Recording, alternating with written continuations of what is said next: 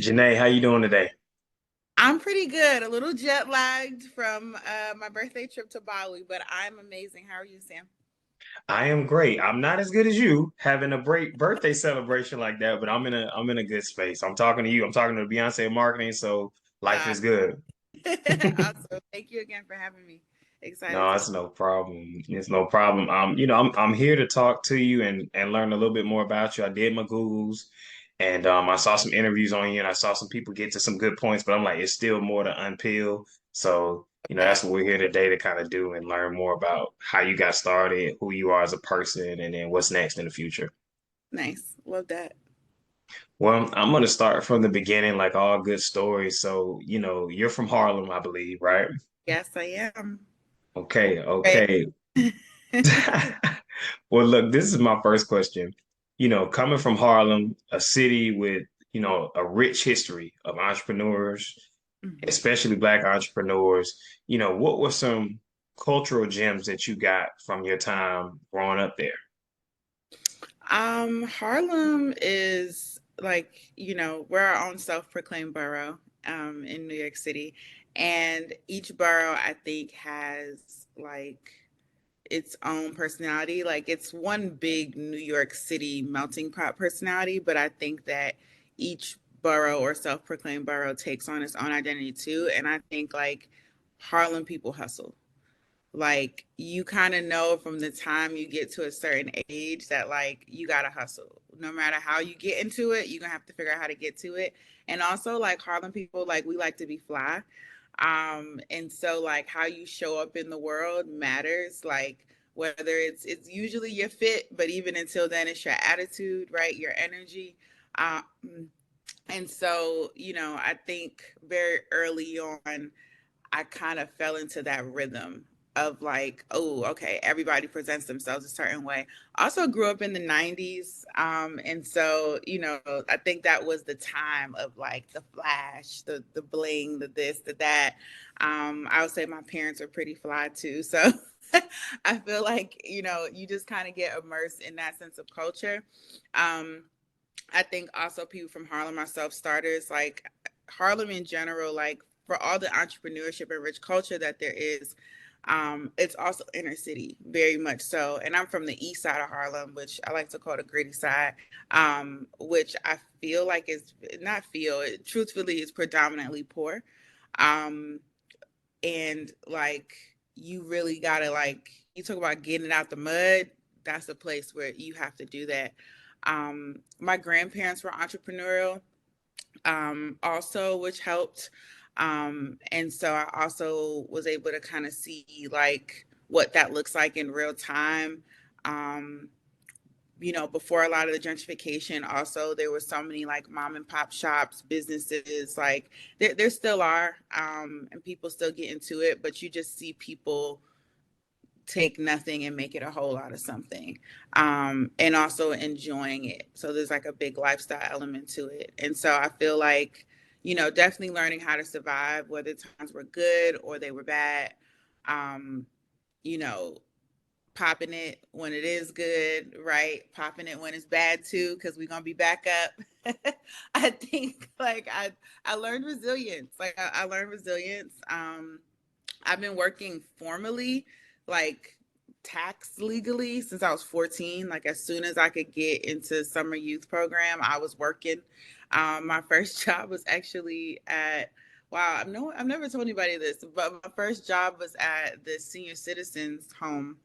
I think it's called Bonifacio, and like we split the week up. Half the week I was like cleaning like 50 years worth of files. So it's like learning about filing systems, organizations. A little morbid because it was a senior citizen home. I remember I was organizing like figuring out like which one of them were still alive. It was crazy. And so the files like organizing, that was nuts.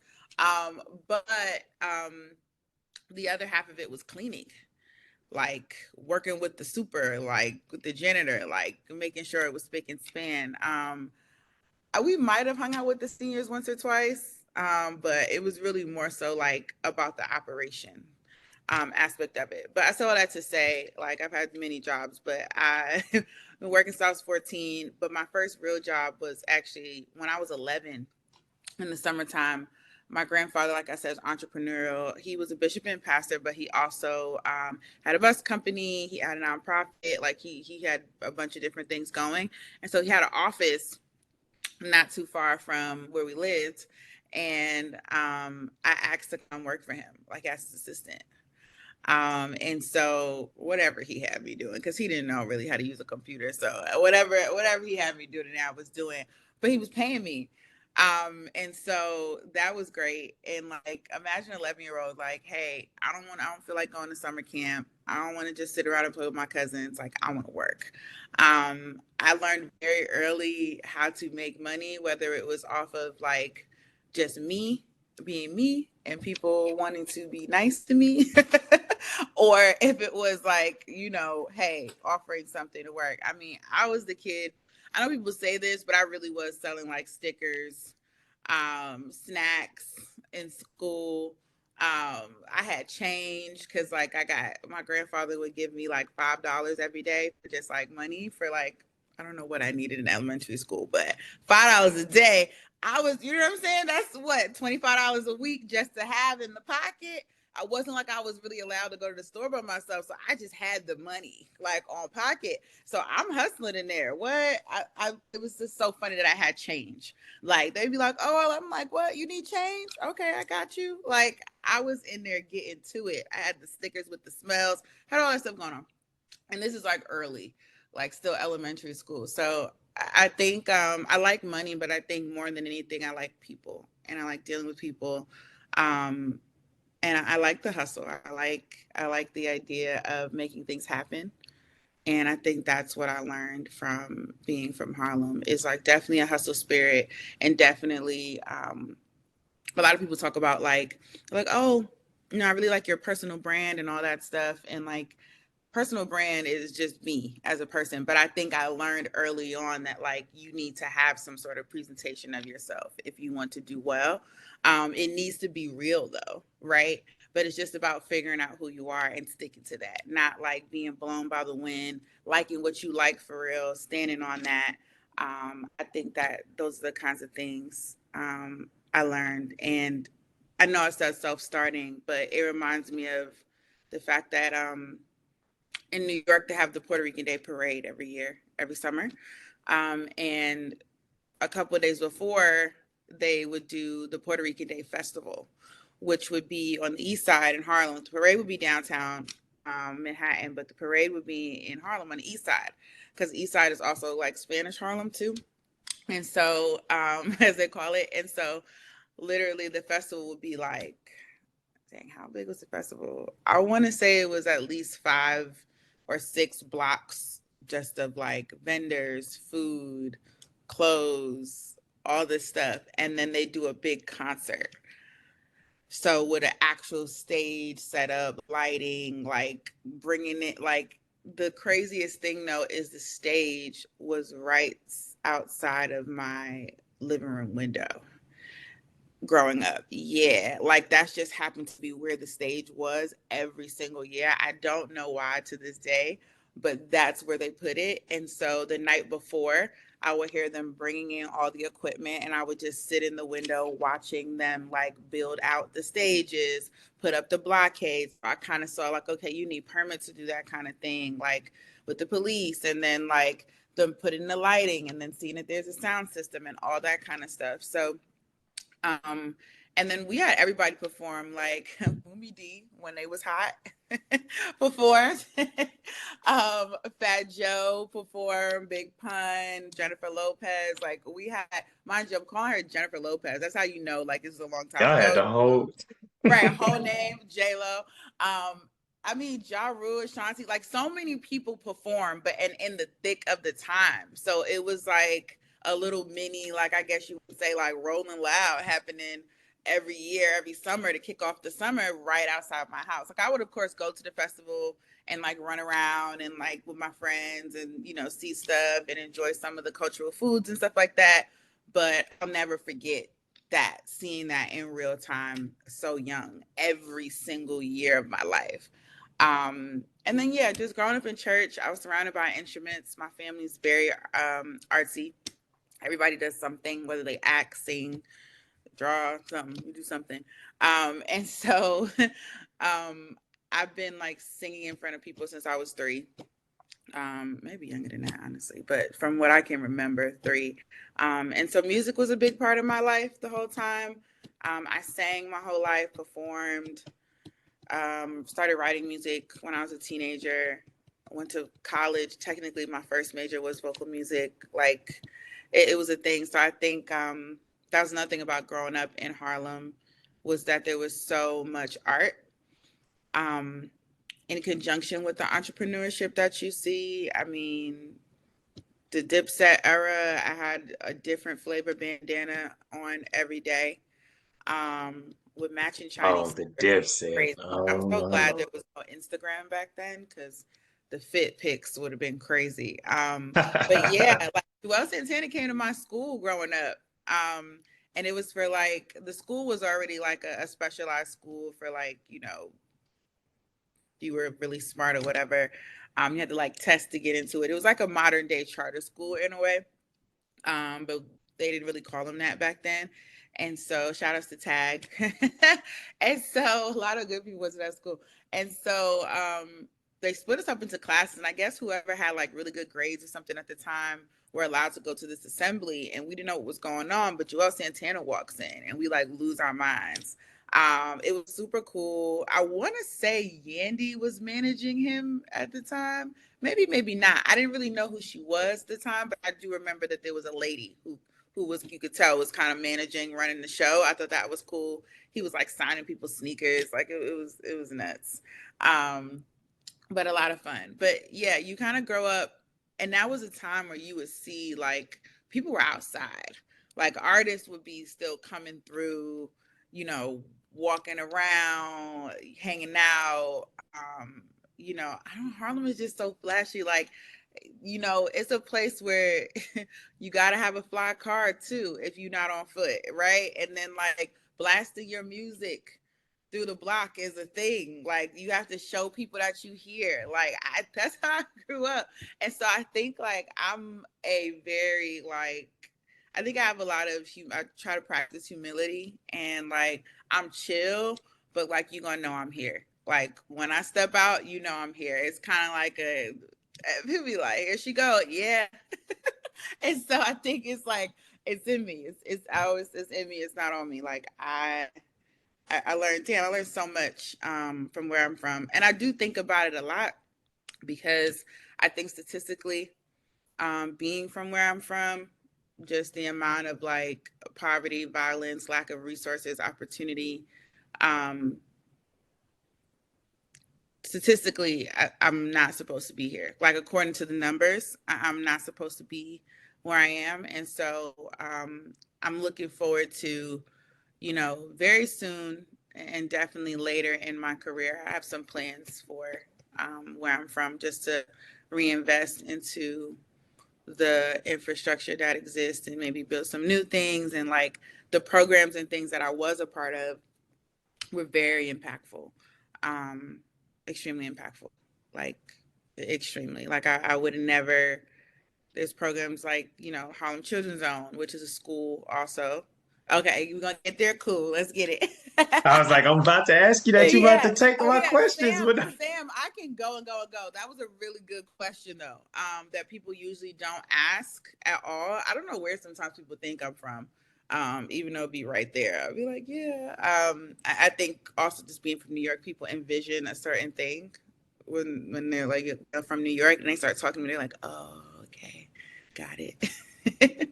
your whole demeanor screams New York though. And when I saw you from Harlem, all the people I know from Harlem, like one of my coaches, he's like, look, bro, to be from Harlem, it's different. You gotta hustle, you gotta have a certain For demeanor. real, it's serious. So when you started talking, I was like, well, she didn't answer my second question about what makes Harlem different from other boroughs. And so you Oh, we're answered gonna that. tell you. We're gonna tell you immediately. That's the thing too about Harlem people. Like I just feel like it's like I'm from Harlem definitely means something. Like, and we're gonna let you know. Like there's no mistake in that. It's gonna come out. I So can believe that. I can believe that. You were about to get into my next question, but I was gonna ask you about it. So, we always heard about the, Harlem Child Zone. and how impactful it was for the whole borough. But I wanted to ask you, like, what were some of the services that it offered you, and how did it help shape you in the beginning of your career when you know, realized you had like a talent for music? So first and foremost, shout out to Jeffrey Canada. Oh my goodness. Just incredibly iconic mind, businessman, visionary, and also just person. Like he is just a nice person. So is his wife. They are just genuinely wonderful people. But I also got to watch how he's sticking moves. Like, don't play with him either, right? Like that's a businessman right there. But he's also has such a kind spirit, and he really like I to this day I'm not sure if I've seen many people that passionate about what they were doing, the vision for the long haul would not like he put a school in the middle of St. Nick projects. And like if you knew what St. Nick projects was like, you'd be like, what? Like I like man, and then built multiple campuses, multiple schools, multiple programs. So for people who I guess maybe listen and don't know, like Harlem Children's Zone is a charter school, but I believe before it was a school, but definitely in conjunction of them building out the school part, they also had high school program, like after school program, and a college program later, a college success office, CSO. And so I was in the high school program where so smart they paid us to go to after school. So literally, right. Again, Harlem, hustling. I want sneakers. I want clothes. I want to hang out with my friends. I want to eat at places. I was like going to restaurants in high school. It was nuts. But anyway, they definitely played off of our interests and they paid us to go to after school. And so the program consisted of like academics. So you were getting like tutoring and SAT prep, and you could learn how to drive, get your driver's permit. I did not pay attention in that class. Still don't drive. You could do art stuff. Yeah, I still don't drive. Real New Yorker. One of my best friends told me recently, or a while back, really, she was like, yeah, you were always making me watch all these marketing videos. You said that's what you were going to do when we were in high school. And she was like, and you said you wanted a driver. And it's funny because this is pre Uber. But I'm an Uber Platinum member. Like, I want to learn how to drive still. And I keep saying every year, that's my one thing. I'm like, yeah, I'm gonna get my license. Everybody be like, okay. I'm definitely a passenger princess. So anyway, Harlem Children's Zone. So they had arts though too. There was computer classes, arts classes, music class. Um, and we would get paid every, I don't know if it was every week, every 2 weeks, or every month, but it was frequent because if it wasn't, I wouldn't have been going there, at least not in the beginning.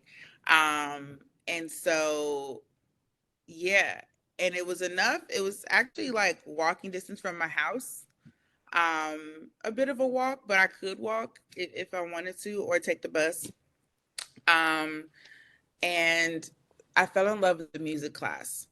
So the music class, the teachers were actually people who had previously worked in the industry. Shout out to Bobby, Joe, Miss Jamel. So Bobby used to A&R Bad Boy. Um, Joe, who I later found out is my cousin because he's my stepdad's cousin. I know Harlem is like one Wow. one big block. And so Joe used to tour manage Mace and do a bunch of other stuff. Miss Jamel, she was a vocalist, vocal coach, and songwriter. She wrote for like Trey Songz, Songbook, some other people at the time, and previously she's had an extensive career. But them also LA Sunshine from Rappers Delight. He was our teacher for a while, which was crazy because he's showing me like how rap really started. Like to have somebody like that be like your formal introduction on the business side was pretty nuts. I again surrounded by music my whole life, whether formally or informally. Big hip hop fan, R&B, all types of music, honestly, pop, everything. But like to be already such a big rap hip hop fan and him to give me like the grassroots of it, it was an interesting crash course. Like we were watching like footage from like literally like the 80s, like from the first house party, like era. Like we were really immersed. And then we started writing music in the class, singing music. We had a girl group at one point that I was in. We were singing for like the governor and all these random people. Michael Ealy came to see us sing once. It was just a lot going on, but we had lots of fun. That's where I learned that like the songs that I started writing when I was like 7, 8 years old were actually good. Um, I learned that like, yeah, I learned very quickly that I could write. And it was great because I was writing every day. Like I actually was playing basketball in high school for a hot second, and I quit the team to just do the music class because I was like, I'm on the train, sleeping in my basketball clothes. I'm exhausted. I hate suicides. I don't want no basketball scholarship. I'm leaving this team. And so yeah, music was the thing. It was the sole focus. And thank God for that program, not only because of music, but because they also took us on these college trips that me and one of my best friends, Sheba, at first we were actually too young to go. They were only letting like I think seniors go on the trip or something like that at first. And we were juniors, but we was taking specialized classes. So we were like, oh, we might graduate early. Y'all need to let us go on the trip. I don't know what we might have wrote an email. I don't know how we got, but they let us go. Because some of them were overnight.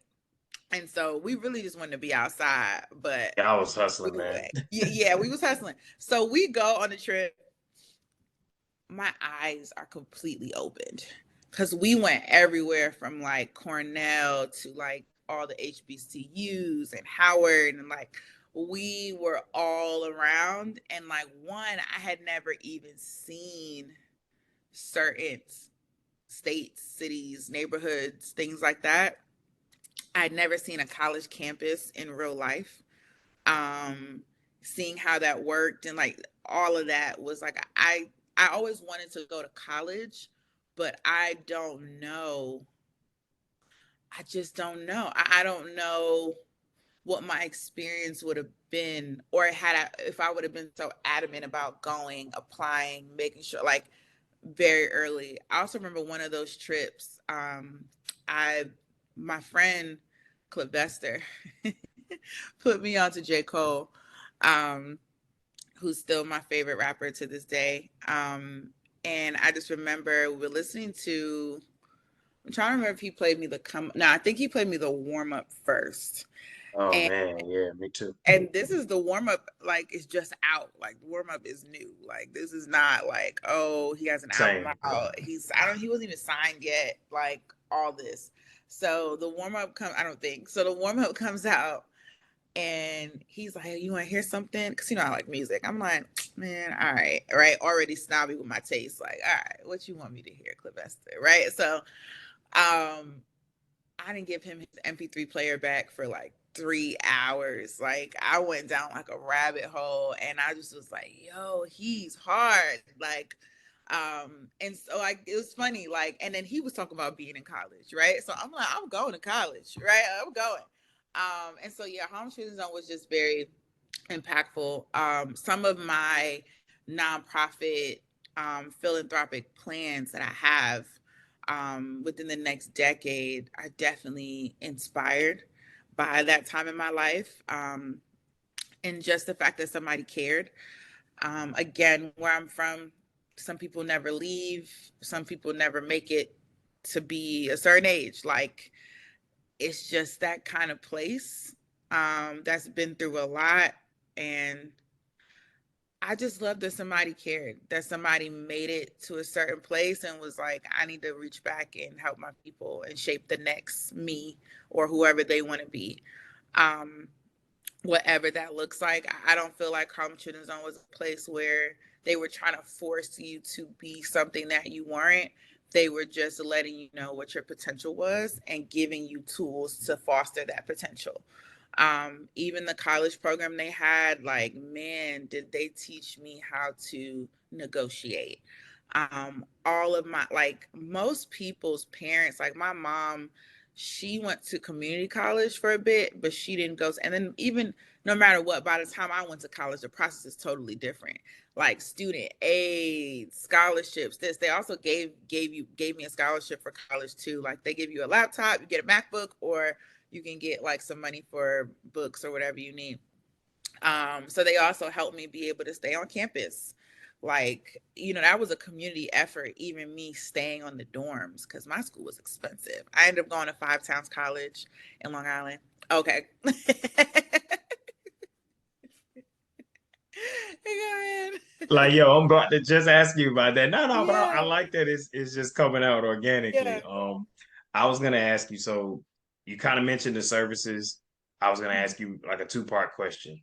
Talent Yeah. Unlimited, and then you going to Five Towns. So tell us a little bit about what Yeah. Talent Unlimited means, and then how you ended up at Five Towns. So funny.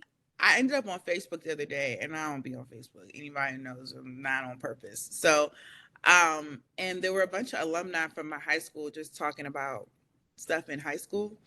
And I was just like, wow, a lot of people don't ever ask me about that. Like, I don't know if people know that I went to performing arts high school.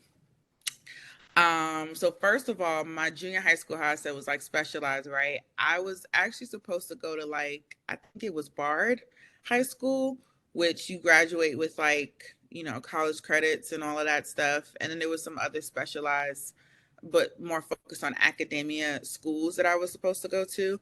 And in New York, I don't know if they still do this, but at the time, when you apply for high school, you get to list the schools you want to go to in order, and then somehow they figure out the process and the schools decide if they want you or not. But if you like have good grades and like you're an ideal like candidate, it's really about what you put on the paper. And so at the very last minute, I swapped out Town Unlimited with, I think it was Bard, which was supposed to be number one, but I put TU first because I don't know. I went and I auditioned. Remember, I said I sing and perform my whole life. I sang in junior high school too. I went to audition for Town Unlimited, and I auditioned for all the performing arts schools, but that audition with Mr. Smythe, who's an incredible teacher. He's retired now, but incredible music teacher. He challenged me in the audition. Like I sang Annie Tomorrow, and I was supposed to like go up an octave for the like tomorrow part, but I got nervous, and so I kept it like below. Like I did a little trick, and it still sounded good, but he was like, "Mm-mm." And he was like played the octave on the piano. He was like, "You can do it," and I did it, and it was good. And he was like, "Excellent," or whatever, and wrote down my scores. And I don't know, something about that I never forgot. And I was like, I love to sing. I'm I'm going to, and I just did it. My mom was very open. She always just encouraged me to do what I wanted to do, what I felt led to do. She always told me that I could do anything I put my mind to, and the way she said it, I meant it. And so she was absolutely fine with me wanting to go to like whatever. My mom was very like that with me and my sister. Like whatever we actually wanted to do, she would support. She was never trying to squash us into any other sort of box or anything. Of course, your kids, so she, put us in environments that would encourage us, like whether it was academics or art, but she was totally okay with it. So I was able to actually make my own decision. I had a lot of peers whose parents were like, "No, you going here. Put this down on a paper and that's it." And I never forget my math and science teacher, Mr. Haybig, kind of leaned over my shoulder and looking like, and I was just like, like that's what I put and that's it. He's like, "You sure?" I'm like, "Yep." Gave him my paper. And so I go to Town Unlimited High School, and it is definitely like whatever you imagine a performing arts high school being, it was that and so much more. Like, yes, people are singing in the hallways, dancing, coming up with stuff. Like, there were all these majors. So there's drama, there's dance, there's musical theater wasn't a major, I don't think. Instrumental music was, vocal performance, and so I got in for vocal. Did very well in there. I met some of my best friends in life that I'm still friends with to this day. And we just had a ball. Like, I know some people are like, I hated high school. Not my story. I had a blast in high school. I had a blast in college. Um, very social experiences. And I think Talent Unlimited to me was, I don't know, it was like, to me, it was a perfect high school experience because it was artsy, it was social, academics was still important. Um, and so I went in with like advanced classes. So I kind of started like some of my classes with like sophomores and juniors. So I think that was impactful too because I was around people that were older than me. Um, I was still with like freshman people my age, but I split the time basically the way my schedule was. I think that was important. I was definitely like any teenager, I think a little rebellious in high school. Not too far though, you know. I wasn't like on the list of kids that's like, oh my God. But I think everybody had a little. But in high school, I think as a teenager, you're learning like your that's really when you learning your flavor for real. Like who you are, type of people you want to be around, what kind of person you want to be. And we just had fun every day. Like freestyle in the cafeteria fun. Like we had to sing Itty Bitty Piggy before we left every day for school. It was nuts. We rode with a pack of like 20 of us. Like it was just nuts. God. Oh my goodness. I had so much fun in high school. And of course, I performed throughout all of high school. So between that and Harlem Children's Music class, I wanted to keep it going. Um, I don't know if I ever, in hindsight, I know I wanted to write music, and I still do. Um, but I'm trying to remember if I wanted to be like I loved performing, I loved singing, but I don't know if I ever wanted to be like at that point anyway, like an artist. Um, I did still perform and write in college, but my college, so I go to Five Towns, right? So from TU, I go to Five Towns. Um, my major is vocal performance and like my minors in business, music business. And so I definitely fall in love with the business side of things very quickly. Vocal there is like chorus and like you have a vocal coach and you do these things, but I was kind of like, I've been learning like classical music and all this stuff forever. Um, I don't feel like paying these teacher to teach me how to sing or how to sing. And then college honestly was a little like a lot. Like a lot of people didn't come from performing arts backgrounds, so I feel like they were very pressed to be like, "This is fame." I was like, "Oh my goodness!" And so yeah, had a lot of fun still performing and stuff.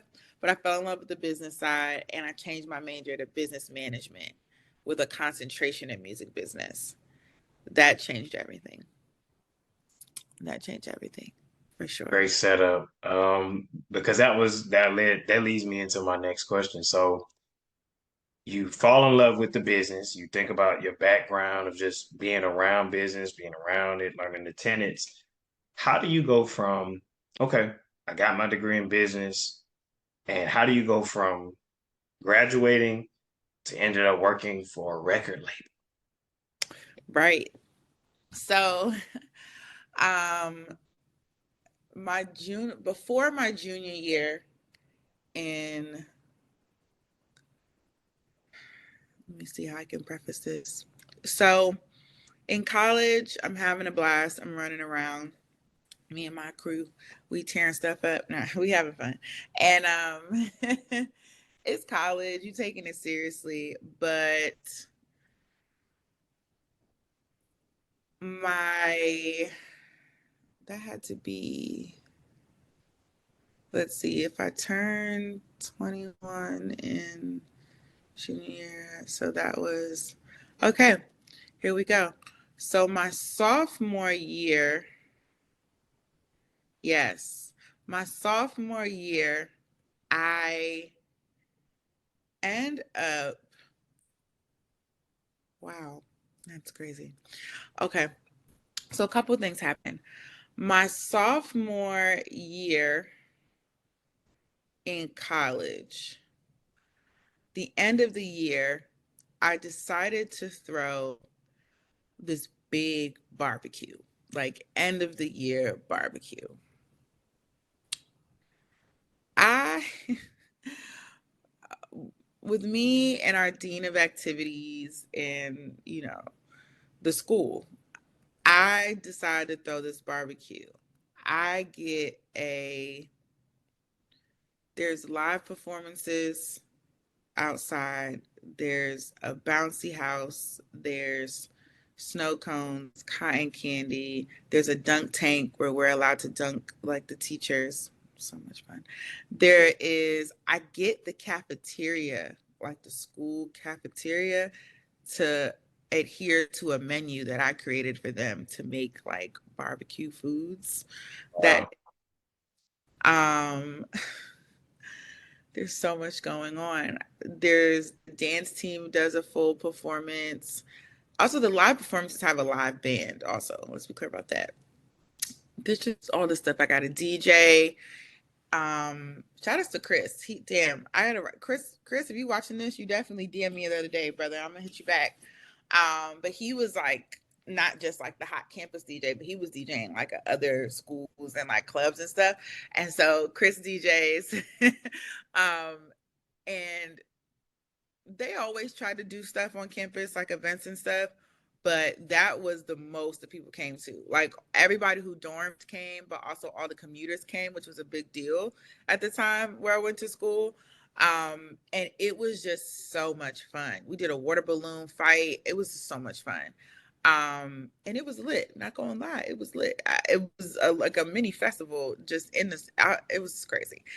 But after that, my dean of students came. Shout out to Tom. Tom came and was like, "Hey, would you like to be like president of the, student government or whatever?" And I was like, "Tom, are you serious?" Because my thing was, I'm like, I'm the same girl who be running around the campus breaking the rules.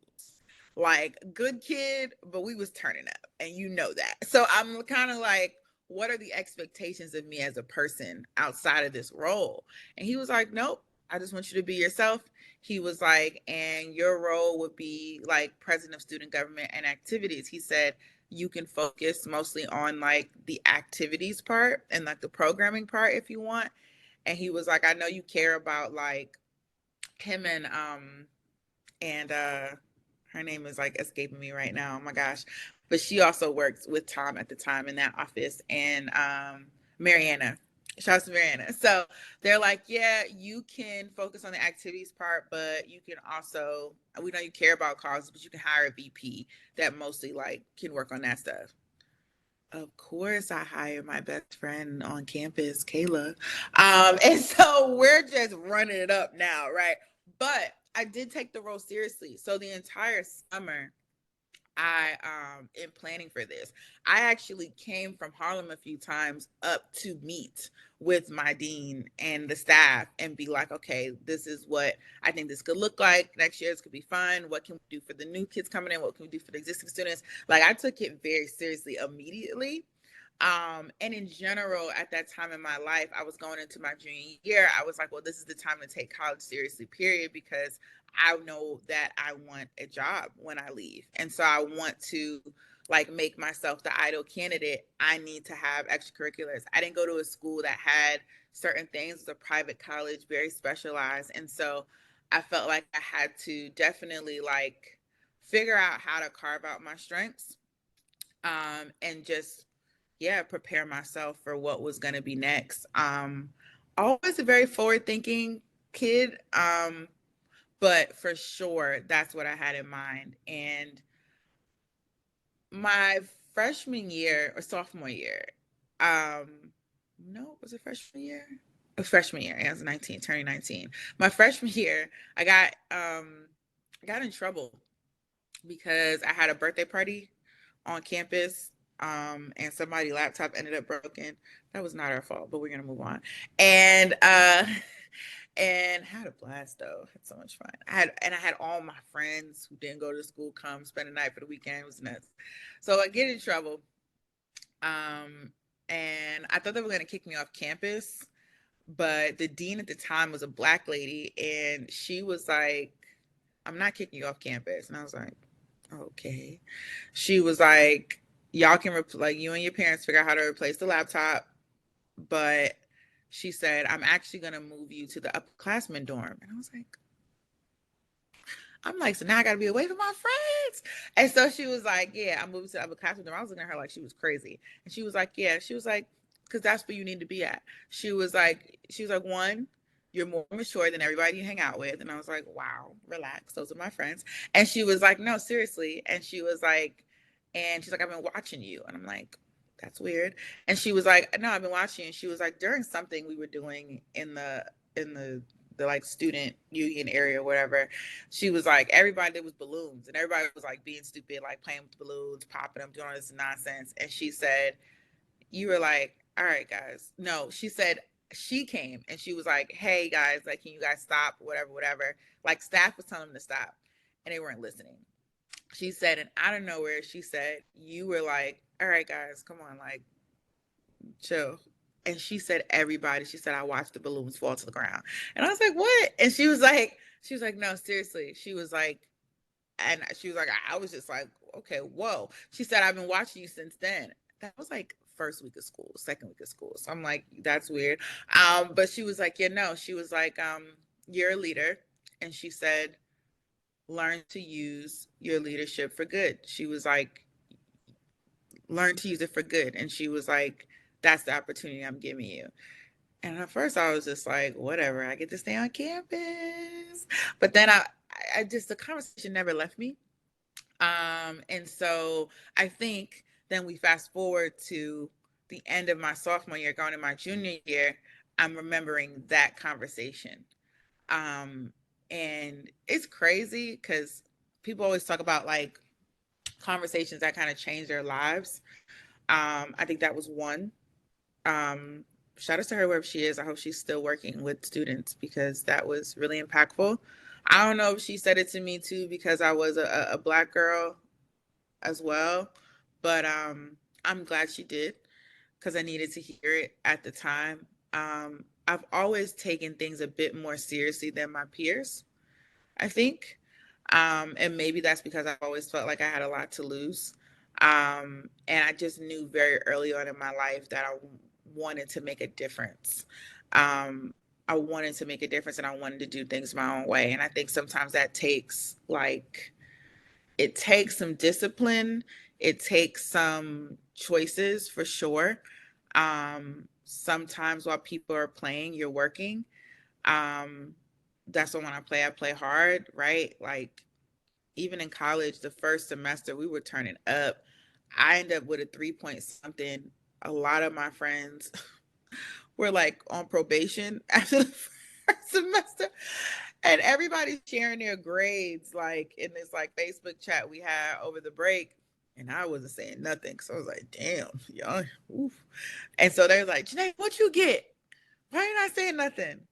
And so I said my grades. They were like, what? They were like, how? So the running joke was that like, excuse me, they like, Junae be sneaking off to study.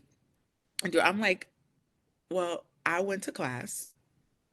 I did most of the assignments. I'm like, I don't know what y'all was doing. I'm like, y'all was turning up and going to sleep for the whole day the next day. I'm like, nah, I'm graduating on time and did. And so always in the dean's office, always figuring out, and I learned that from Harlem Children's Home, like have a relationship with the powers that be. Go find out what resources are available, figure out what you can negotiate, figure out who you have to talk to. Like I have a thing about like no middlemen. Like if I got to talk to a middleman, it's not for long. It's because I need to know who the boss is, who's the person that makes decisions. That's who I want to talk to. Because people are kind of always like in college, they were like, "How are you cool with the dean of the entire school? Like, how does she know you by name? How is she like? How does that work?" Um, and I don't know. I got a lot of opportunities in my life I think to be great. And when I did, I took it. I'm backtracking a little bit, but to kind of also like, how did I go from college to a job? I think there are the tangible things that I did, but then there's the intangibles that I think prepared me for that. So I know I talked about talking to this dean. Let me put this on. I know I was talking to about that dean that happened in college, but before that, going into high school, my last my last year or so of high school, I was very over it.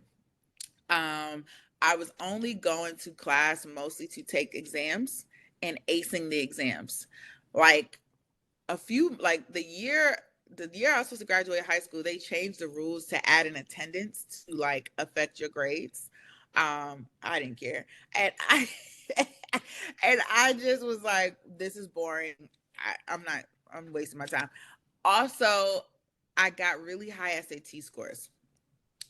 So they're like, I got really high Regent scores. Like my Regents, like I got like 98s and 96s on like my state test. So they're like, Junae. And I'm like, administration.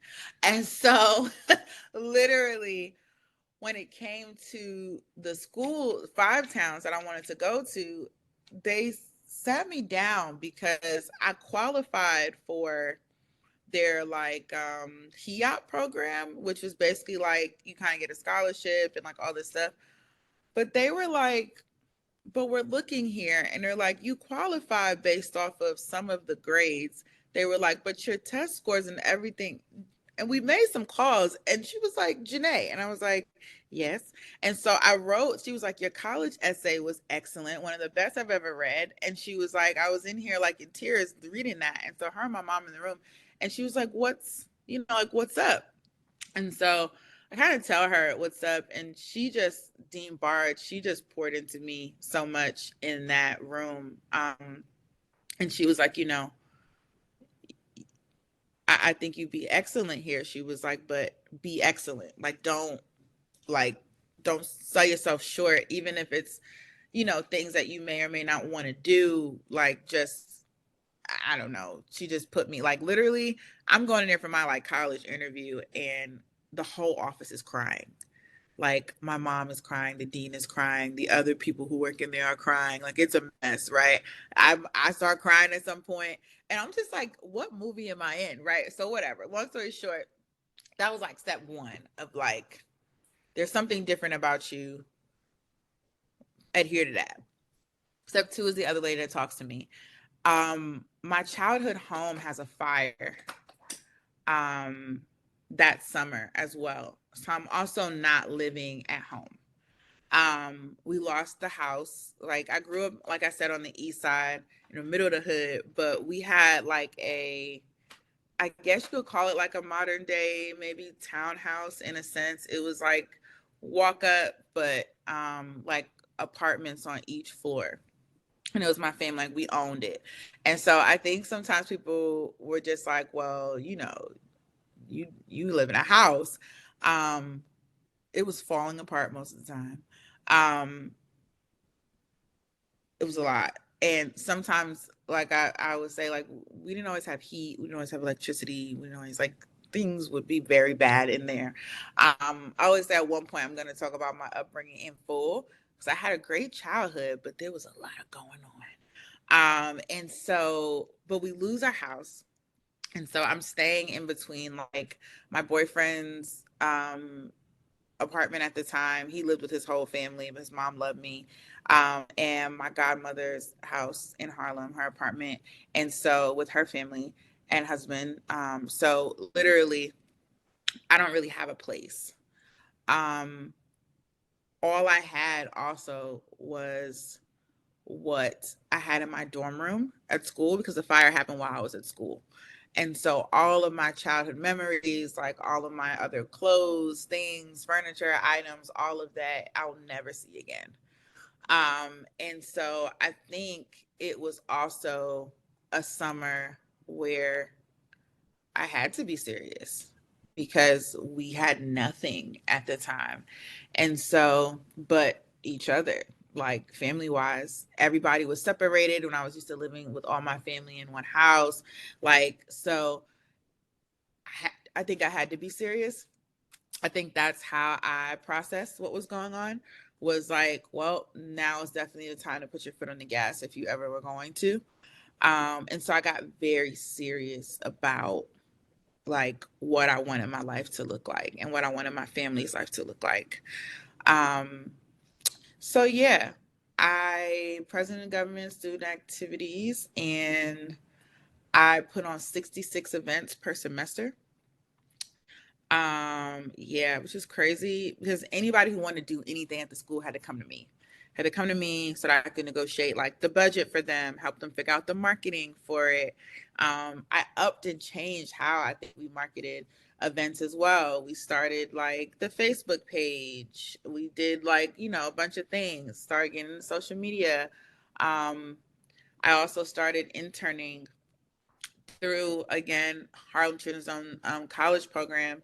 They matched us up with ideal internships. You could internship at like a Goldman Sachs or something like that. We did visit them. That was another thing. They took us on trips to places. The first time I was inside of an advertisement agency was through a trip that Harlem Children's Zone did, and it was the advertising firm that represented at the time at least Oreo, a lot of big healthcare firms, all that stuff. They took us to the Google office campus in New York often as well. So I got to see what like corporate offices did look like, could look like, what that kind of lifestyle looked like, learning what people, how much money those type of people made. Sitting up in Goldman Sachs was crazy. Like no one that I knew, shucks, no one that I know still had any accounts at Goldman Sachs. Okay. So even learning what investment firms look like and what that meant and how I could maximize money, that was big, huge for me.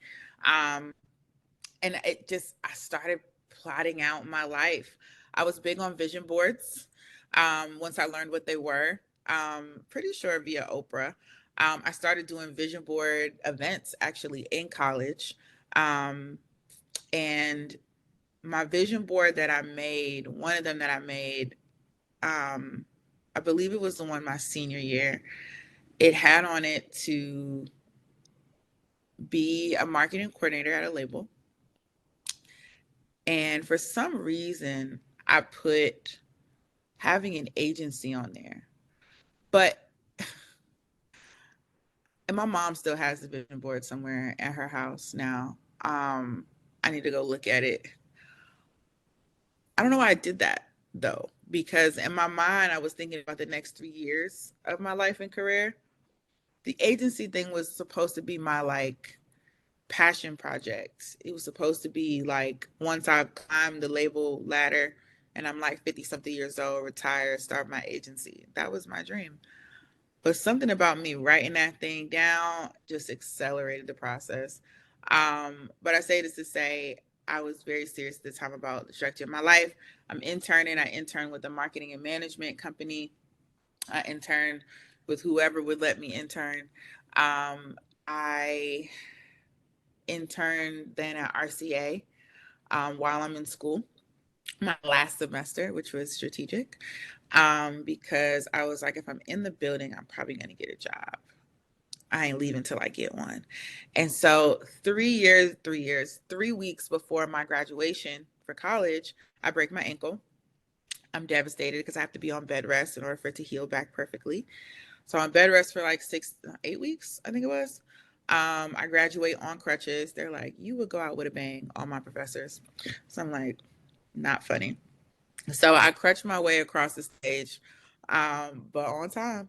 And so I'm interning, and my supervisor, John Angle, shout out to John. He's like, I'm like, I remember when I broke my ankle, I was bawling, crying, not because I broke my ankle, because I was like, I can't go back to my internship.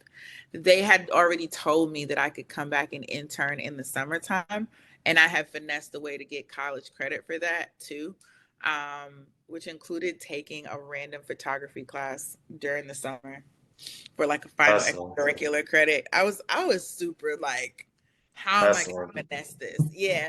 And so I I was able to come back in the summer, and I thought I was gonna lose my internship. And they were like, well, whenever you get in a cam boot, which is like the thing, you big old boot you wear after you get off crutches, they were like, you can come back. And I was like, yes. As soon as I got in the cam boot, like literally, they put the cam boot on the next day. Within the next 48 hours, I'm back at Sony. Like literally, they're like, "Welcome back." I'm like, "Yep." Limping around. They're like, you can sit down and do stuff.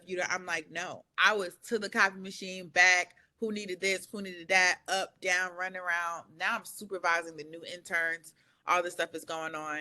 At this point, they were letting me also work on actual artist stuff, like whether it was just updating their one sheets or, sitting in our meetings and doing things like that, putting together rebrands. Like, so I'm already kind of in the flow of things. And at the same time, I had started to form a pretty good relationship with HR. I asked my supervisor he was like, what do you want to do? And I was like, I definitely want a job if there's any openings. There weren't any openings at RCA, which I interned at first. And so he was like, let me introduce you to Marco at HR. Shout out Marco. I guess he's still, I believe, in HR to this day in music, and just one of the most amazing people I'd ever met. I told him what I was interested in, and he started figuring out where I could interview. I interviewed in legal. I interviewed here. I interviewed at this label. And then he was like, one day, he was like, hey, I think I got a good gig for you. He was like, but hear me out. And he was like, is working with the CFO at Columbia Records. And I was like, CFO? That wasn't my reaction. I was like, I do marketing.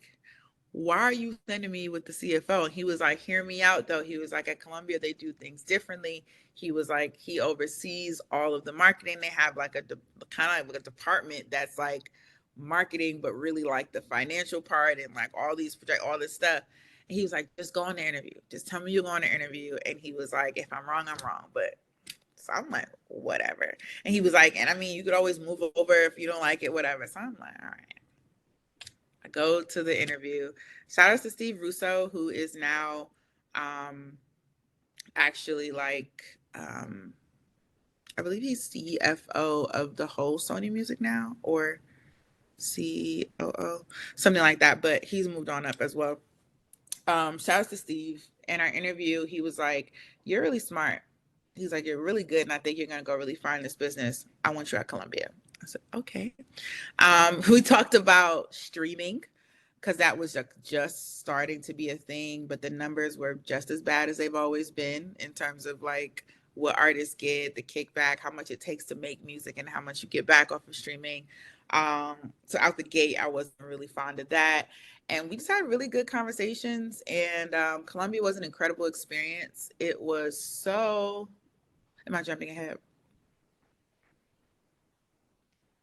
You're in a good flow right now. Okay. I was gonna ask you, and you kind of answered. I was gonna ask you about mentors and musicians you met while you were at Columbia before you go back into before you keep going. But yeah, that's what I was gonna ask you about next.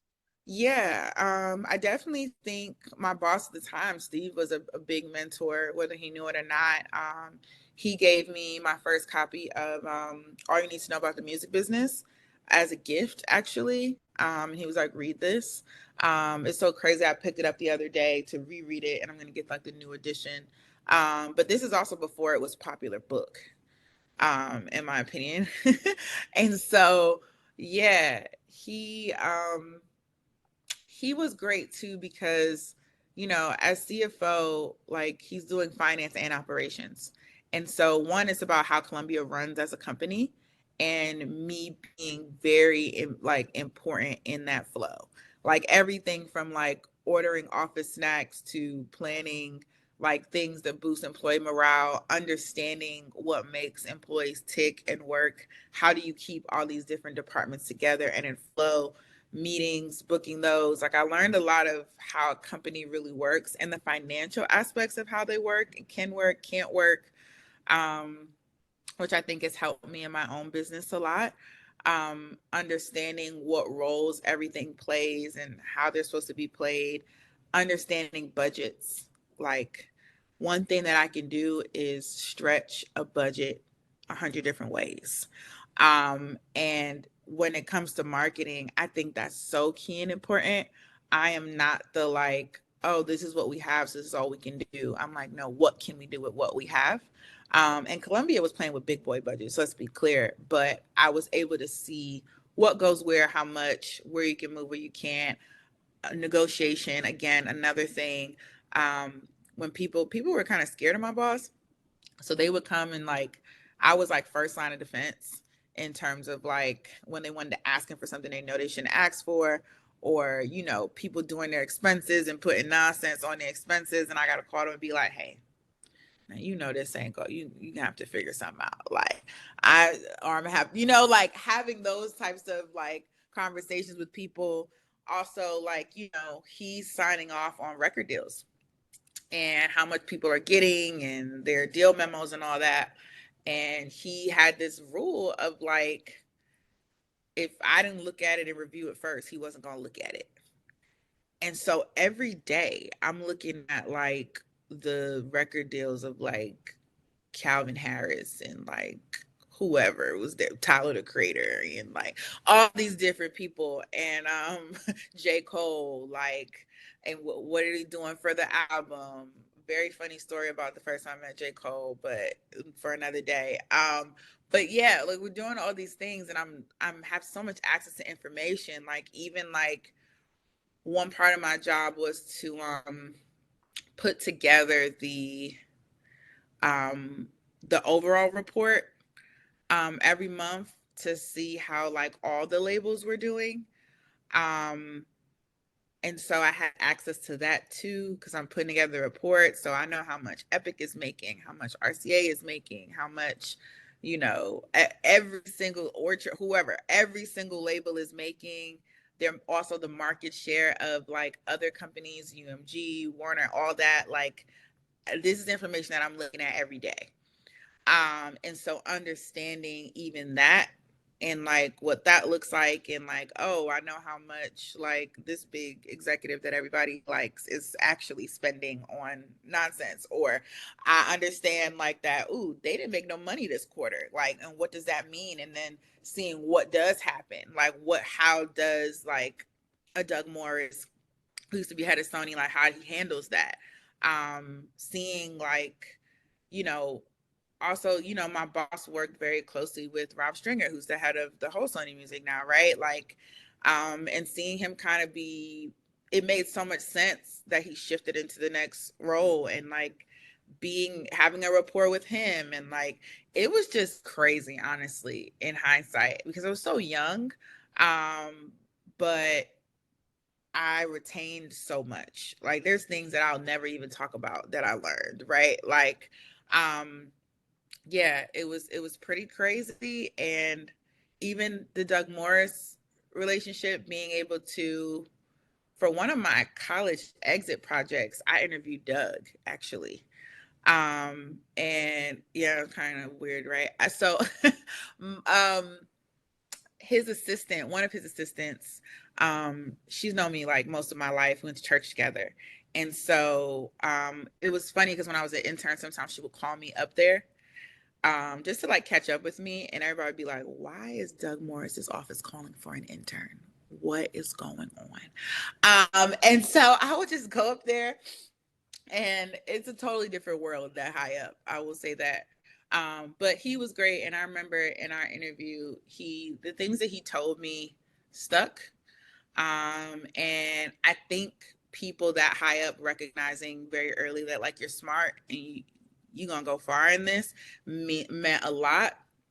I always thought I would go far. I always thought I was smart, but I think, excuse me, especially then, the amount of timidity that I had sometimes in terms of, excuse me, in terms of like, these are huge people that I really admire doing incredible things.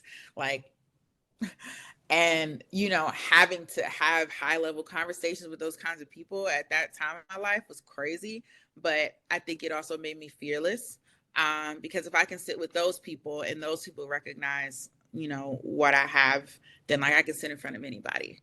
And so yeah.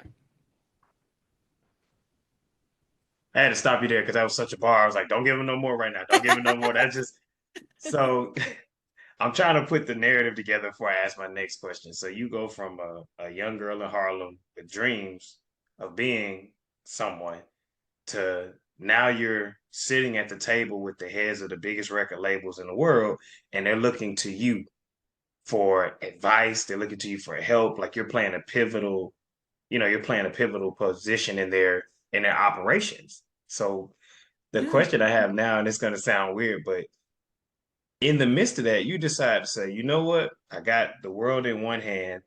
I think I'm going to go into promoting parties. How? How does that Oh, even so align? there's a lot that happens before that. So I go back to RCA, which was a fight. Um, they didn't like the fact that I was going back down there. Columbia, they had me interview in every department that I could even remotely be interested in to see if I would stay. And I thought that was so like dope. Like I'm like, damn, they really like it was a fight. Like RCA trying to make sure that they could pay me more because Columbia was like, well, they can't pay you more, and they were like, yes, we can. And so it was this whole big thing, and I'm like, I just kept thinking, I'm like, this one little black girl is making a lot of chaos between these labels. And so, but I had started interning at RCA first. And so they were like, we had her first. And they were like, yeah, but China, it was the thing. And so I go to RCA ultimately because I really wanted to work in urban. And Columbia had urban, but their urban acts weren't active all the time. RCA obviously has a lot of R&B, a lot of rap. They got this, they got the stuff.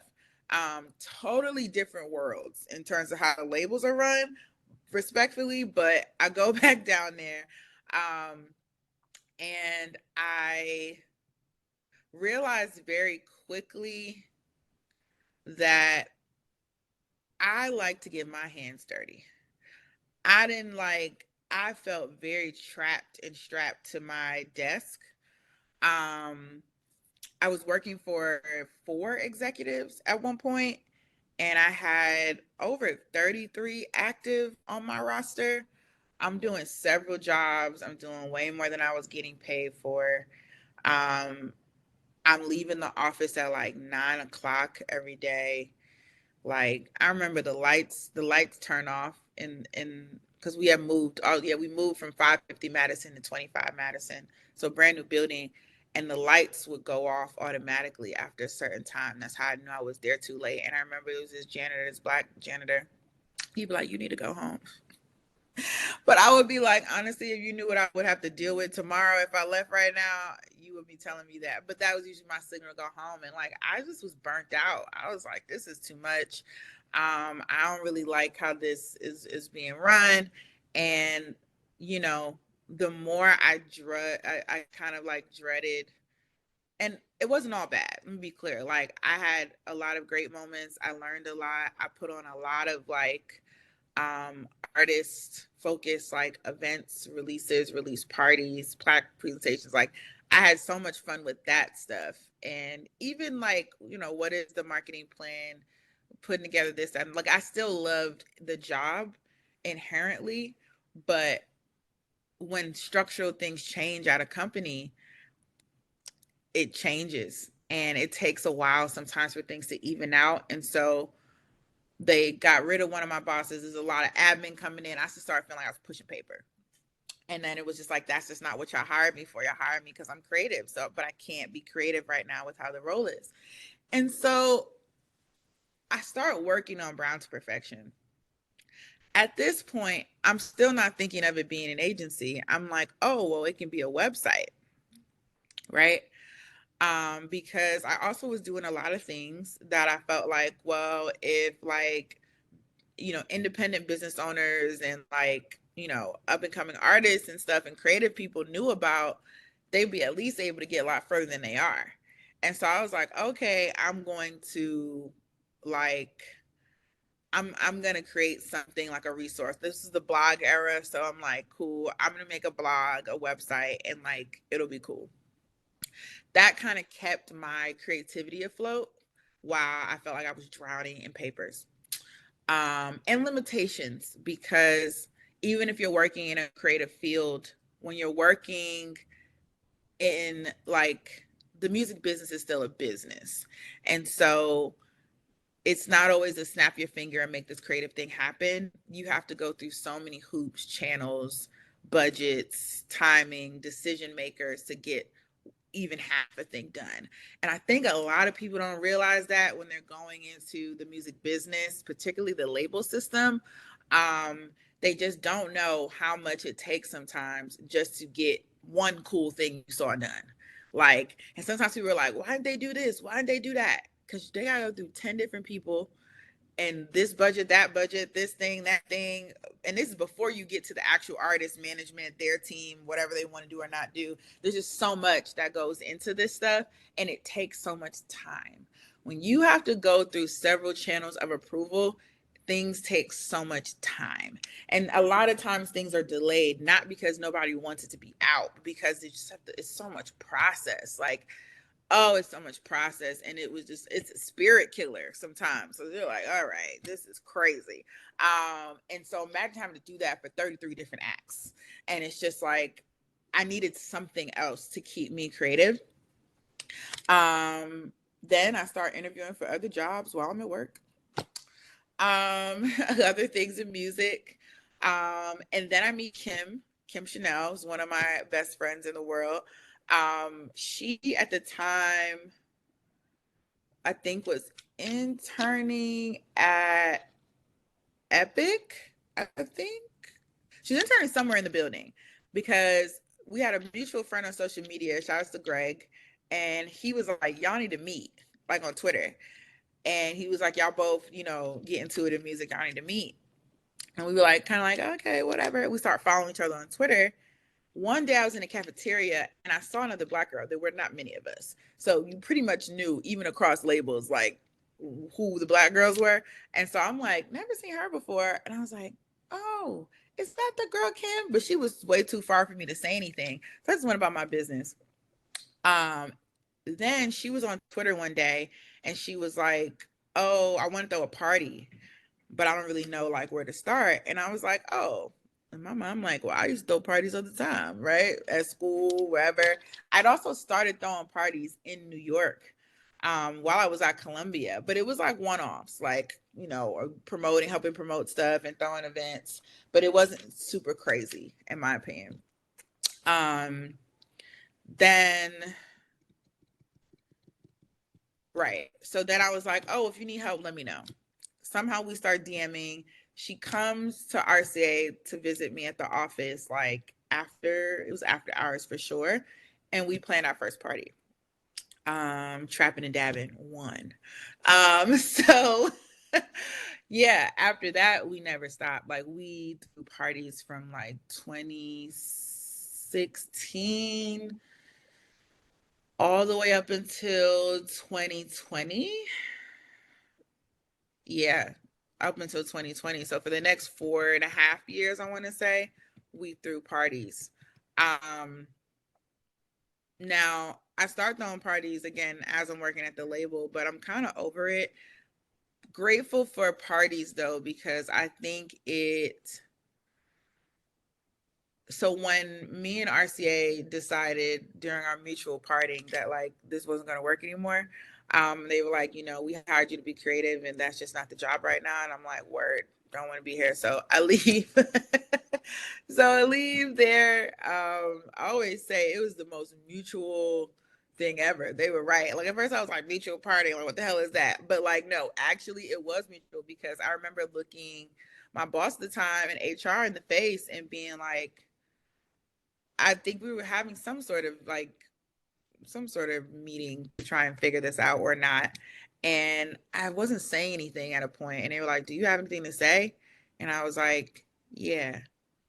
I was like, "I need to figure out if this is still for me." And they were like, "What?" And I was like, I need to figure out if this is still for me. And I didn't mean it in a disrespectful manner, but I think they were looking at me like this 20 something. What? Excuse me? They didn't take that well. After that, it was definitely a mutual parting after that. But I meant it because I was waking up every day not wanting to go in there. And so I was like, I thought this is what I wanted, but it's not looking like it anymore. It changed. And so I need to figure out if this is still for me. Very mature answer, very gutsy in hindsight, I guess, but I meant it. And so, again, I'm interviewing for new jobs. I'm at the final interview for um, a job at another music company, and I won't mention, but I'm up for a really good artist relations role, and they mess up like there were like some people I interviewed with, and there was a couple other people I need to interview with on the West Coast. One of them people like promised someone a job, and there was an HR debacle basically, and they were kind of giving me the runaround of the next steps, which was supposed to be like getting hired. And then um, I hit up the guy, black guy in HR. He was cool. Don't remember his name, and he was like, "I'm not supposed to tell you this, but he told me what happened." And he was like, "We're trying to really like figure it out. Like maybe we can like split the roll up or something like that." And I was just like, "It's all good." And he was like, "What?" And I was like, "He's like, oh, we'll keep your stuff on file." I was like, "Nah, it's fine." I was like, "This is my rainbow in the sky." Why I said that was because I was praying about it, and I was like, "Well, God, if I'm supposed to keep moving up the industry ladder, give me the job, and that's what I'll do." I said, but after seeing how many invoices we used to process and how much they cost for independent marketing people, agencies, publicists, whoever, I'm like, these people don't got to sit in here every day and they making so much more money than me. Yeah, I think I can maybe try to figure out how to do this myself. And I was like, God, am I supposed to do that? Don't give me the job. A random HR debacle happens. So I'm like, oh, okay, got it. My mom was like, look, you did all the things. You went to college, you got your degree, you've had not one but two label jobs. She was like, if you want to take a second and figure out, or if you want to do something else, or you want to go into business, it's okay.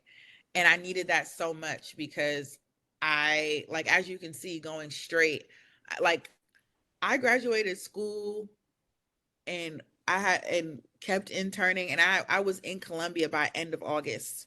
Like, I didn't have any no breaks. Like, most people are like, "Oh, I'm done with school. Summer." No, I went straight through, and then from there back to RCA. Like, it was straight through. So it was like I needed her to tell me that it was very much like an exhale. And I think like Black women don't always have someone that tells them that they can take a break or that they can stop and figure it out. Like, they could be still. Yeah. So first, shout out to moms because moms told you what you really needed to hear, which was you've been hustling hard enough. It's okay now to pivot into Yeah. something better for you. Um, my question is this now. So Brown to Perfection, it gets started around that time. I want Yep. to ask you about who maybe some of your first clients were, but then I want to ask you what made you decide to pick Atlanta as the place where you were going to relocate to. Yeah. So, who were our first clients? Man, man. So, I feel like when we first kicked off the agency, we had a lot of clients. Like, we definitely had a lot of like indie artists. Um, then, of course, we start working with like small business owners, creative business owners, people who own different or were building different things. We had a lot of events as well. I wanted the agency to be cultural. I wanted us to be not just providing services, but providing, like, the whole mantra is like being the best version of yourself. And so we did like affirmation workshops and vision board events and happy hours and whatever we could do to kind of bring people together, brunches sponsored by companies. Like, we did a bunch of those things too. We produced festivals for people. Like, we did a lot of different things like that. Um, yeah, but our first clients were all, to me, startups.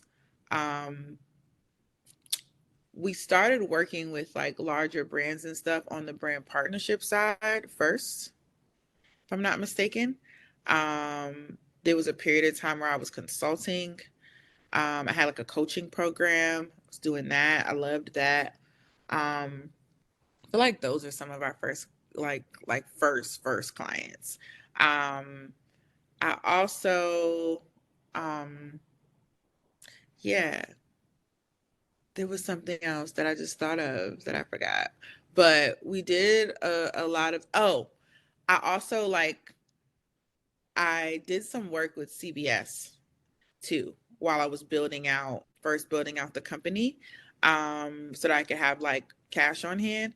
And so CBS News Marketing, I did a very long stint, in my opinion, at Inside Edition, which is I was working in legal, but what was interesting about that was that what legal did was we had to be there super crack of dawn early every morning and review what the stories would be for the day and approve them or disapprove them, tell writers and journalists that, if they had to change the language on something, or like, hey, this can't be in the show today.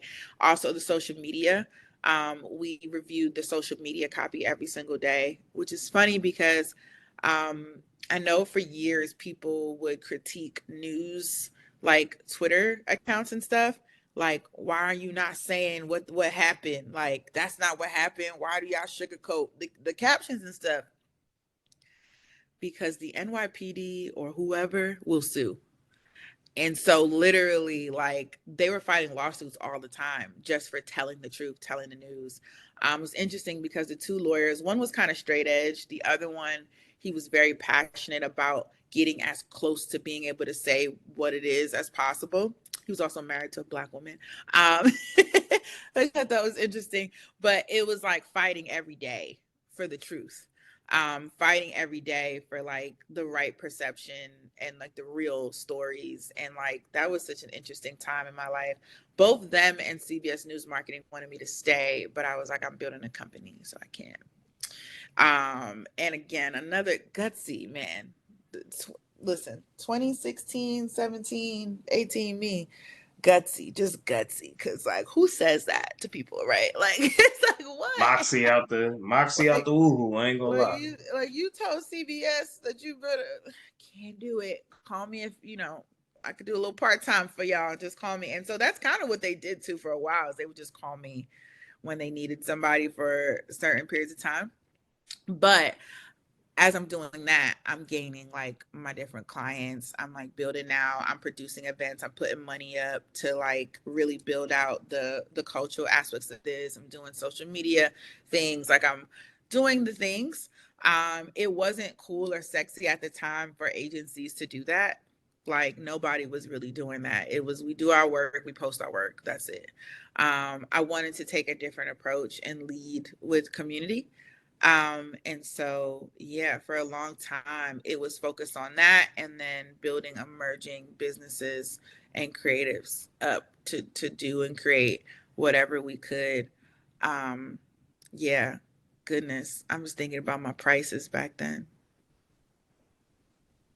So I see how you start to gain the clientele, the confidence, and just everything that you need for your branding agency. Well, what makes you decide to say, this is a new business? I'm gonna head to Atlanta of all places to kind of anchor it. Um, so by the time we moved to Atlanta, the business is four, right?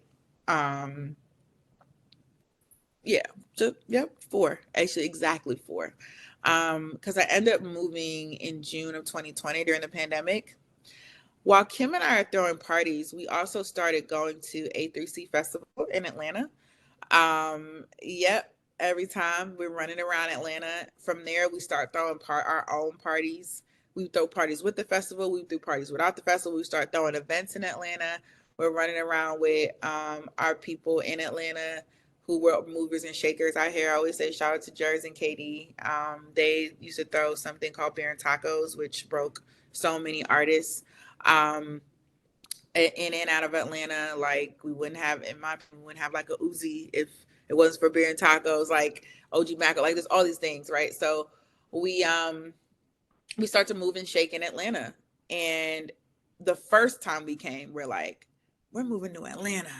This is like 2016, probably 17 at latest. My dad's side of the family also lives here. So I've been coming to Atlanta since I was like 16. And I came right after I graduated school, actually, I came with my college best friend Kayla. Her dad, I think, lives in Savannah, and my dad was just already here, and she wanted to go visit her dad, um, but she didn't really want to stay there, so she stayed with us. We ran around a little bit. I experienced my first club in Atlanta. It was one of the African clubs. They was turned in there. They acted like Drake was in a club. They was doing bottle wars. Like, it was so fun. Shout out to TP. Um, my boy TP, he manages a bunch of artists and producers and stuff, and has done so much in his career since then. But he was, I think, DJ Holiday's assistant at the time. So I linked up with TP. He took me to the radio station too, Streets, I believe it was. And so I got to see like the radio station, and then he invited me and Kayla out. He takes us to the spot. I meet DJ Holiday for the first time. And they leave us there though. Like, Holiday's like, I gotta go somewhere else. And so he like, but y'all, TP's like, y'all gonna be good. You're gonna be good. Watch, it's gonna get lit. Watch. It was too lit. We had so much fun. And I was like, I like it here, right? That was like my first, like, I like Atlanta.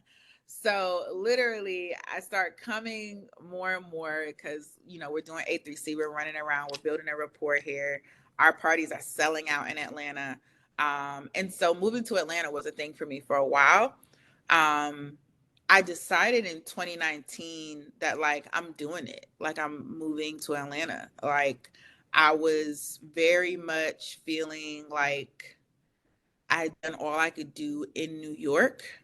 There wasn't a person in New York that wasn't a text message intro at worst away. And I think it's so important, especially when you've grown up in a place, to get out of that environment, even for a time. Like, New York's incredible, but I felt like I had ran through it, and I'm like, well, I don't want to work at no labels. Like, I need to grow this company. And I also just wanted to, like, branch it on my own, have a really nice place. Like, it was time for the next step in my life. Um, I had broken up with the guy that I was dating for a while. I just was ready to go. So yeah, it was like time. So and shout out to him. Like, it's no disrespect to him, but I think sometimes you're in transition, and like, you got to know when, like, the things in your life don't necessarily match where you're trying to go. And so when you're changing and when you're transitioning into just being a new person. So I moved to Atlanta. I was supposed to move in January. Kim is like, no, let's do Grammy weekend in LA first. And then if you really move in, we got to throw a party. Me and Kim's birthdays are a day apart, for context. Her birthday's February 4th. I'm the 5th. So we would been used to been throwing birthday parties together too, or parties around birthdays. Sometimes we do them in Atlanta, sometimes we do them in New York. So we go to Grammy weekend. It is a blast. And then Kobe passes. Rest in peace, Kobe. And we should have known from then that it was not going to be a good year.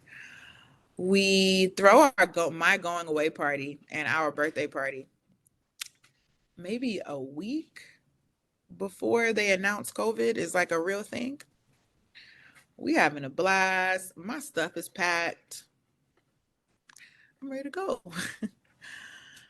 COVID happens. They're like, New York is on lockdown. Da, da, da, da. I was like, well, my dad wanted me to just come to Atlanta, but I wasn't leaving my mom and my sister. I wasn't leaving them in New York. My stepdad was like, nah, I don't know what this is. So I stayed in New York. We're on real quarantine in New York. I did not leave that house. But by June, people are picnicking in the park. I'm like, I'm out. So I moved to Atlanta. Why Atlanta? I realized very early on that, in my opinion, Atlanta was building out to be the third stop, but really the main, like, necessary stop. Like, there's New York, there's LA, and there's Atlanta. I till this day, when I'm talking to executives, label owners, whomever, like, I always remind them, I'm like, Atlanta's not a stop that you could skip or should skip. I'm like, this culture is here, and it's the most organic here, I think, than other places, in terms of just how people embrace things, how you can, like, you know, get visibility and like build out fan bases and all that. I don't know, it's just culture here. It's very it's very authentic. Not that other places aren't and don't have like their own scenes and things, obviously, but it's a cultural place. I also like, I'm from Harlem, so everything black is amazing to me. I love that this was like, they don't like to say it now because some people have taken it too far, but Black Hollywood, right? The idea that you can come here and live your best life and be excellent and be black and be wealthy and black, to own things. Like, I wanted to be immersed in that. I also knew that there weren't a lot of agencies here, especially not ones that work the way I do, which is both cultural and corporate events and campaigns and strategy. And so I thought it was a great fit. I thought I could be impactful here.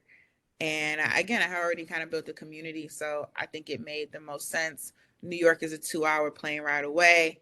And so I kind of spent most of my time in between here in New York, LA. Um, and I wanted peace. Like, Atlanta gives me the best of both worlds. New York is very like fast paced. I was so exhausted there. And LA I love, but LA is very expensive and LA is very chill. And so Atlanta to me feels like I can be in the mix when I want, but when I just want to be in my house and just duck off and just be chill, do my work, whatever, I can do that too. So that was why I chose Atlanta. And they have um, great for business in terms of clientele because all the different things I get my hands in are here: tech, music, just consumer brands, events. Like, it's great. Janae, you covered the gamut of where I was going to go with that question, and whether you know it or not, we've actually been on an hour and a half. I know, and it's fine. I No, no, no, I'm loving it. yeah, I'm like, I'm good. Yeah, I love to talk, and like, it's a good conversation. So No, no, and I feel the same way, and I had to get to this point because I think I peeled back some of it. So I looked mhm. at you. I was stalking your social and saw you talk about TikTok, and you've been saying what I've been thinking about, kind of how there's been like a noticeable change in like views and things of that nature. And I'm like, okay, I can't not ask a marketing question to a marketing Yeah. guru. So I wanted to ask you, if you could give free game, you charge people for this, but what would you say to people that are listening who want to increase their brand in lieu of what's going on with TikTok and other social media accounts? Woohoo! I'm gonna say the same thing that I've probably been saying like my entire career, is you need to consistently bring value. It doesn't matter what these apps are doing. If you're not doing that, it won't matter. And consistently bringing value is whatever that looks like for you. What is your bottom line? Are you entertaining people? Are you educating them? Are you providing them with a product? Are you providing them with an experience? What is it? Are you the experience? It's really on you. And I think that you also need to be creating additional spaces. Um, right now in 2024, people are more than ever looking for what we're calling the third space. Pre-COVID, like, it was like you go to work, you have home, but we were a lot more social because we were outside a lot more. And then COVID comes and people kind of get very used to not being able to go places, doing things solo, or being at home a lot. Um, we, of course, we're back outside, but there's just a noticeable difference in humans and society and human behavior. But people are craving that. People have been exhausted for the last, I want to say, 2 years with digital, with scrolling. We're addicted to it, but it is exhausting. And so it's very refreshing from a marketing standpoint when people can see things delivered to them in a different way, whether this be out of home advertising like a damn billboard, whether it's an event experience, or it's like a community that you're building out. Like, I really highly recommend for people to figure out how to take, like, the real truth right now and how solid a brand is does it exist offline? Like, if you can get people into a room off of the internet, if you can get them to spend money with you off of the internet, I mean, newsletters are huge right now, which shows you that people are they want something that is just deviates away from the norm, something that's concentrated. People want to be able to choose how they spend their time and who they spend it with. And so really, you need to be like consistently bringing value, of course, being authentic, but you need to figure out how to create experiences for people that are off screen. Of course, be on screen, because visibility, promotion, right? Like, if these are just tools and channels to get your stuff to whoever you want to get it to, um, and satisfy, the existing audience. But you need to be able to create more. Like, you got to think differently. You have to, like, it's actually imperative. Otherwise, you're in the rotation. Like, think about how much you scroll on your phone, and even if you like something, you don't like it, you don't interact with it. It's very viewing. Like, Instagram, for example, is TV, right? It's like you are just watching things all day, and if something's extremely entertaining, you don't turn the channel. If it's scroll, right? Which is the equivalent of you turning the channel when you don't like what's on television, right? News, you're tuned into at least a portion of the day because you want to know what's going on, right? Some people just indulge news all day, like people over 50. They just put the news on for, I don't know why they do that, but they put the news on, or they're on CNN all day, right? I'm like, I can't be in here. But like, that's the same way. Like, if you think about social media like television, then you think about programming. And what are you doing with your channel? Are you worth the watch? Like, are you worth the watch? And I'm not saying that everyone needs to be primetime Saturday Night Live, but are you providing enough that will make people want to tune into this, no matter what it is? Again, even if it's you and it's you just storytelling, it's you just outlining your career, giving people highlights, things like that. Like, is it something that people want to keep up with? Do you want to watch the series, right? Are you going to watch the whole season on Netflix, or are you going to, this was cool, I'll catch the highlights from people talking about it on Twitter, right? Like, you have to do that. And I think, like, a lot of us have gotten used to not having to work super hard for attention, um, and gotten very, I think, a bit entitled with it. Now the algorithms absolutely do suck. What they're doing right now is very strange, and how they're limiting reach. Yeah, it's crazy right now. I'm not gonna lie, but the people that you see piercing through, it's definitely a couple steps up. Like, it's not, and even they have issues, right? Like, the largest creators and things are complaining about what's going on. But I will say this, some things never change. The apps will change, I'm sure. I think by the middle of this year, they'll probably figure out something much better. But in the meantime, you should be building that third space, whatever that looks like, because no matter what the apps do or don't, that's necessary. I think that's the differentiator, right now, for real brands and like brand loyalty. And like, let's say you did say you was getting off TikTok.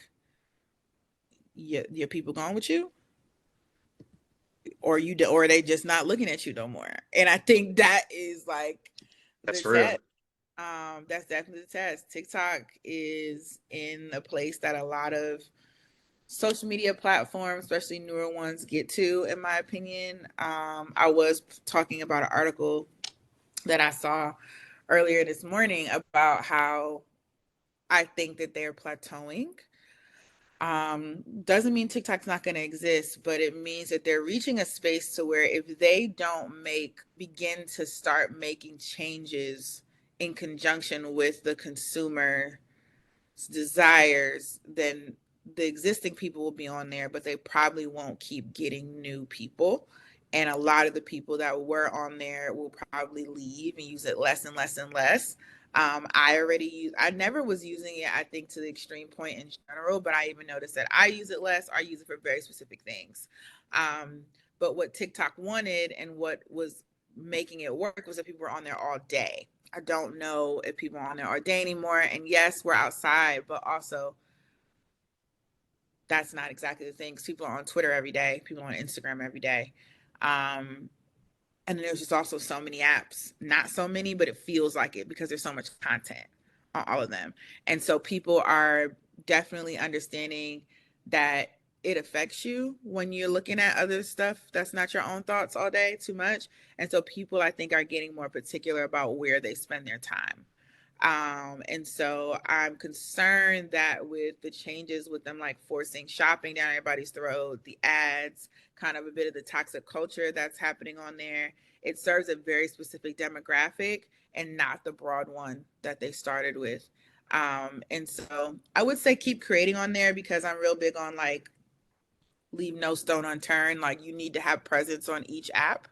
Um, but I don't know if depending on what your goal is, I don't know how necessary it is to invest in building an audience on there, depending on what your goals are. Like in a rigorous way, like one would have said a year and a half ago. So, Janae, you probably answer this question a lot, but when you talk to investors, when you talk to new clients, people that are just learning about your brand, what do you tell them is your vision and overall hope for Brown to Perfection? um,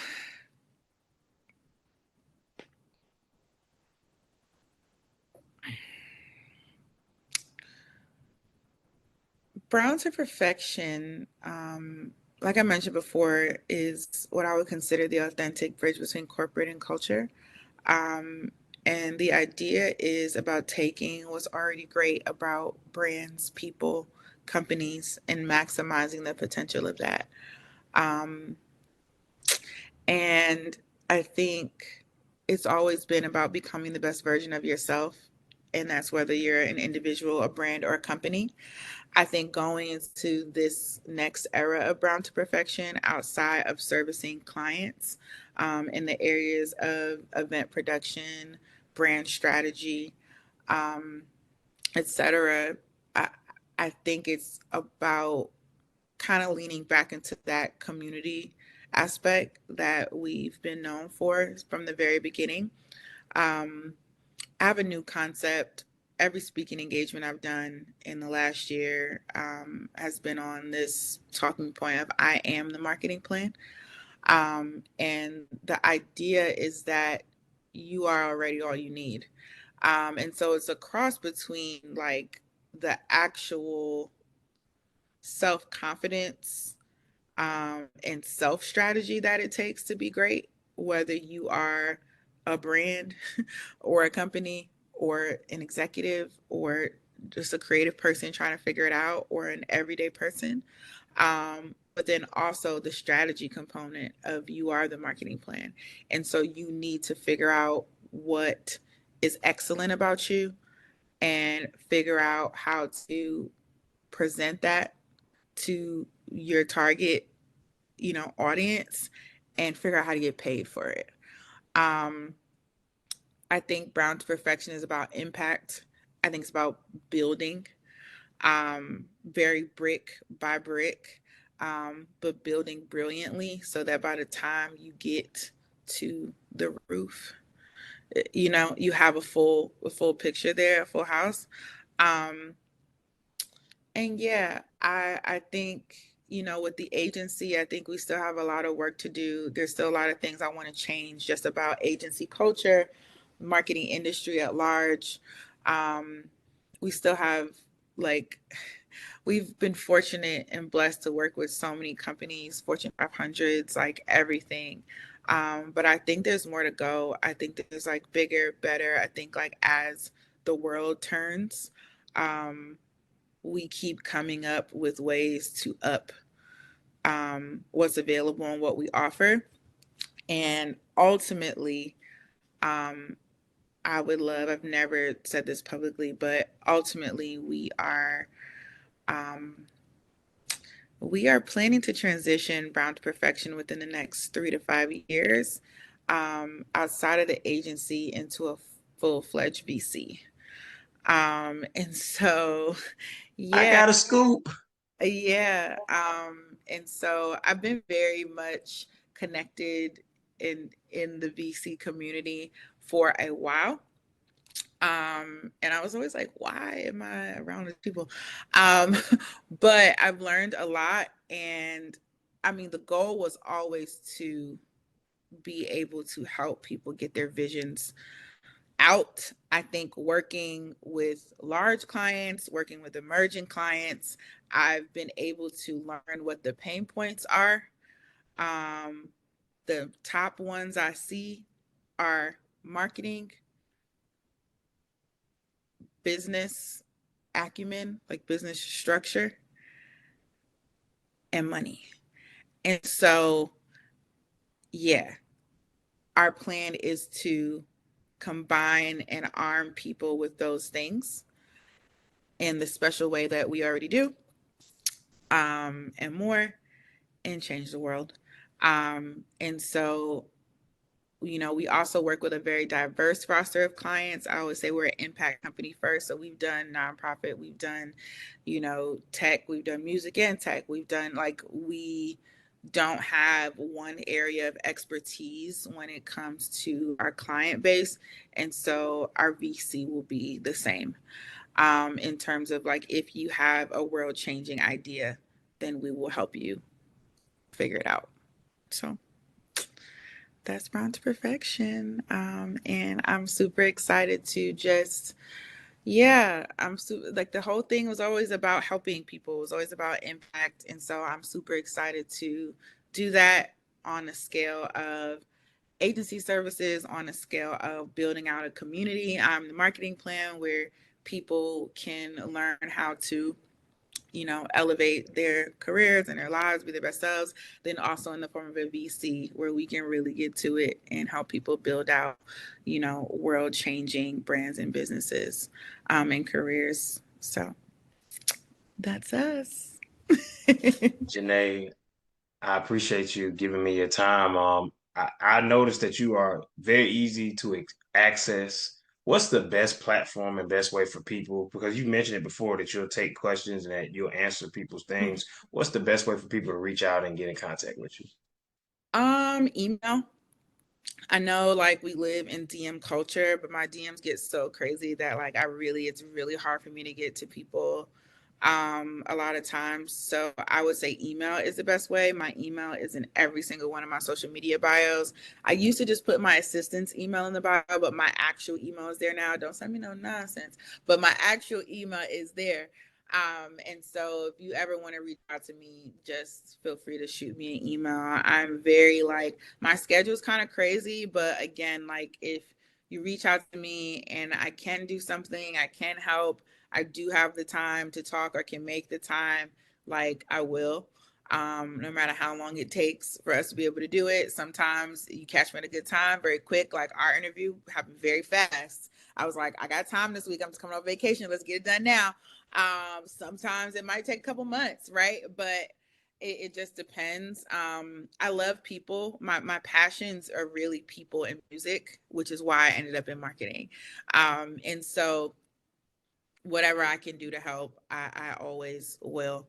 But that's the best way to get in contact. And if you just want to talk real quick, you can just follow me online. It's Junae Brown on every single social platform and LinkedIn. So yeah. But thank you so much, Sam. This was great. You asked great questions. I see what Tig was talking about. But yeah, I really enjoyed this. And thank you for the opportunity to tell my story.